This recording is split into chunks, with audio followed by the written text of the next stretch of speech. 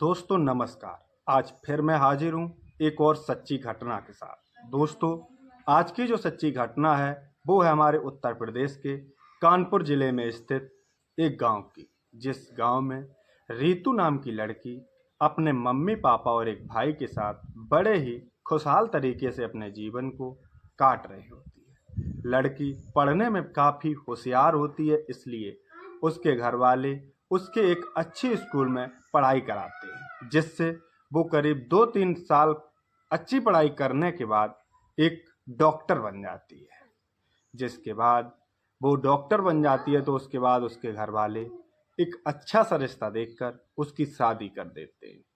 जब रीतू की शादी हो जाती है तो उसके करीब 2 बच्चे हो जाते हैं, एक लड़का और एक लड़की। लड़का लड़की दोनों बड़े हो जाते हैं और उनकी उम्र करीब 17 से 18 साल हो जाती है। इधर रीतू की उम्र भी करीब 35 से 40 साल की हो जाती है। लेकिन रीतू पढ़ी लिखी होती है और एक जॉब जॉब करने वाली लेडी होती है, इसलिए रीतू अपने शरीर का मेंटेनेंस बहुत ही अच्छी तरीके से रखती है। इसलिए कोई महसूस नहीं कर सकता कि रीतू की उम्र 35 से 40 साल होगी।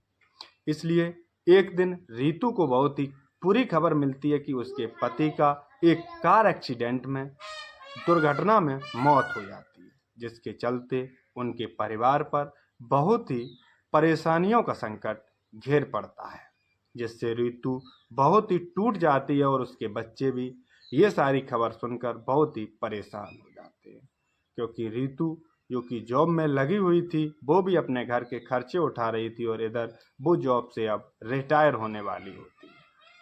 इधर उसके बच्चे बड़े हो गए होते हैं, वो पढ़ाई करने के लिए देहरादून कोटा जाते हैं और इधर जो रीतू होती है वो कानपुर में ही एक अपना अच्छा आलीशान घर बनवाती है और उसमें अकेली रहना शुरू कर देती है। कुछ दिन बाद रीतू को महसूस होता है कि मुझे अब अकेले ये घर खाने को दौड़ रहा है।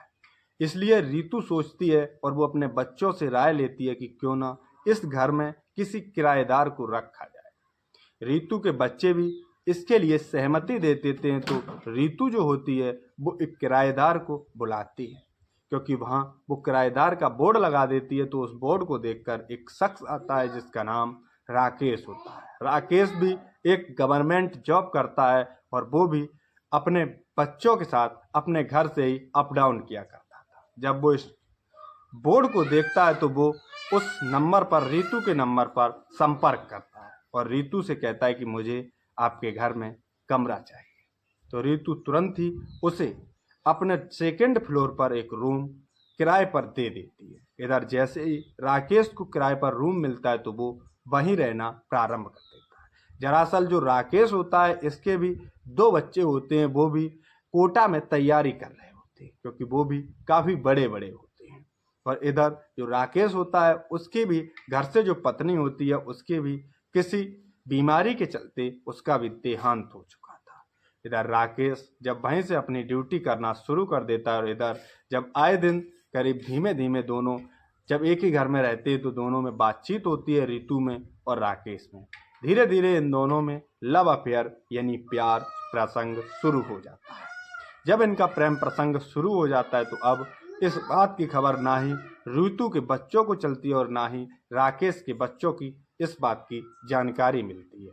ये दोनों आए दिन पर डे अपने साथ दोनों ही संबंध बनाते हैं। जब भी इनका मन होता है तब ये प्रेम प्रसंग अपना करना शुरू कर देते हैं। ये प्रेम प्रसंग इतना सर चढ़ चुका था कि अब ये सिलसिला पर डे का हो चुका था। वो एक पति पत्नी की तरह एसी रूम में रहना शुरू कर देते हैं, क्योंकि उनके घर पर ना ही राकेश के बच्चे कभी आते थे और ना ही उस रीतू के बच्चे आते थे, क्योंकि जब भी इन दोनों के बच्चे आया करते थे वो अलग अलग आया करते थे और ये इन्फॉर्म कर लिया करते थे कि आखिर तुम लोग कब आ रहे हो। इसलिए इनके बच्चों को भी इस बात की कोई जानकारी नहीं होती है। ये सिलसिला धीरे धीरे शुरू हो जाता है और करीब ये सिलसिला कम से कम 4 साल तक चलता है। एक दिन ये रीतू जो होती है ये संबंध बना रही होती है राकेश के साथ और राकेश के बच्चे बिना इन्फॉर्म किए इसके घर पर पहुंच जाते हैं, जहां पर ये राकेश इस रीतू के घर में रूम ले रखा था।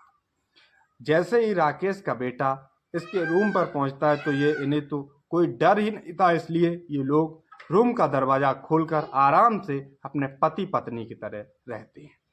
राकेश का जो लड़का होता है वो अचानक जब पहुंच जाता है तो वो देखता है कि इन्हें दोनों को आपत्तिजनक स्थिति में पकड़ लेता है। हालांकि वो पकड़ लेता है, चुपके से देख लेता है, लेकिन कहता कुछ नहीं। वो ये सारी बात नीचे खड़ी अपनी बहन को बताता है कि ऐसे ऐसे हमारे पिताजी और इस मकान की मालकिन संबंध बनाते हैं और ये सिलसिला इन दोनों का पता नहीं कब से चल रहा है। इस पर उसकी बहन कहती है कि चलो कोई बात नहीं, क्योंकि मालकिन का भी पति मर चुका है और हमारी भी माताजी इस दुनिया में नहीं है, इससे कोई प्रॉब्लम नहीं होती है। और ये दोनों चुपचाप कुंडी खटखटाकर उसके घर में एंट्री मारते तो वो समझते कि इन लोगों ने कुछ जाना नहीं, और वो दोनों बातें करने लगते हैं बैठ के, इस तरह तक कि ये लोग एक नाइट रुककर वापस अपनी तैयारी करने कोटा चले जाते हैं।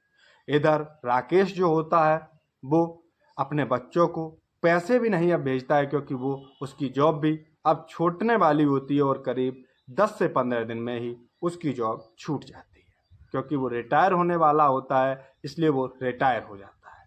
जब वो रिटायर होता है तो वो उससे जो फंड मिलता है वो सारा फंड वो अपने बच्चों को दे देता है। करीब अपने पास 4 से 5 लाख रुपए रखता है। वो 4 से 5 लाख रुपए वो उस रीतू को दे देता है।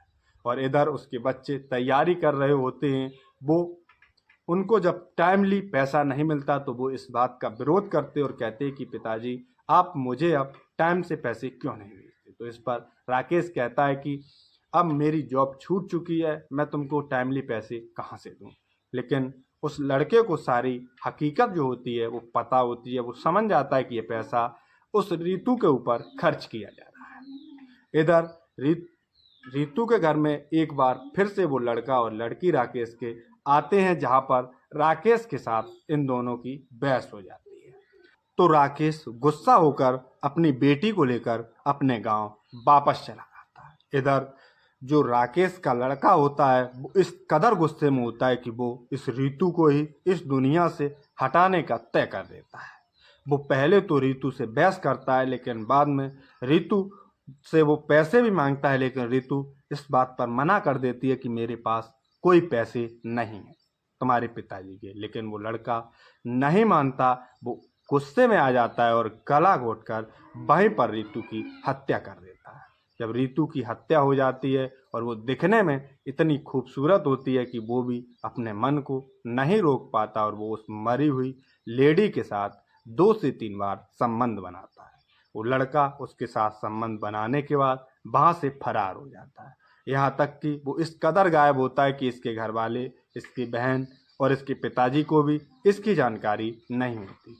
इधर जो पास पड़ोसी लोग होते हैं, इसके घर से जब ये जो रीतू होती है लोगों को दिखाई नहीं देती और घर से बदबू आने लगती है, तो ये लोग जो होते हैं ये पुलिस को इन्फॉर्म करते हैं और उनके बेटे को भी बुला लेते हैं। जब इनका लड़का और बेटी रीतू के घर पर आते हैं तो वो देखते हैं कि माताजी की मौत हो चुकी है।